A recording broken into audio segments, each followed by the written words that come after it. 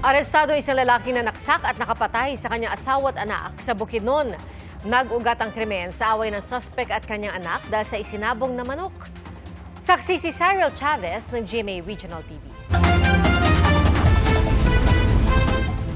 Agad idiniretso sa ospital ang isang ginang at anak na lalaki matapos saksakin ng sariling padre de pamilya sa barangay Kiraon, Damulog, Bukidnon. Base sa investigasyon, nasa inuman ang sospek ng sunduin ng kanyang anak pasado alas 8 ng gabi nitong Lunes. Umuwi ang mag-ama sa kanilang bahay. Nagtalo ang dalawa hanggang sa mauwi sa pisikalan.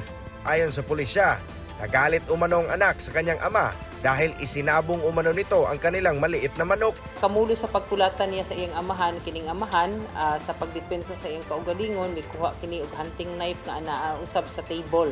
No, ang sasulod sa panimalay ug didto iyang nadunggaban.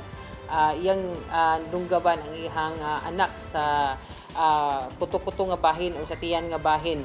Sinubukang awatin ng misis ang kanyang mister, ngunit nasaksak din siya sa dibdib. Hindi na umabot ng buhay sa ospital ang ginang. Ang kanilang anak naman, binawian din ng buhay makalipas ang ilang oras. Agad inaresto ng mga opisyal ng barangay ang 65 anyos na sospek na umamin sa krimen. Mahaharap siya sa reklamong parricide. Para sa GMA Integrated News, ako si Cyril Chavez ng GMA Regional TV, ang inyong saksi.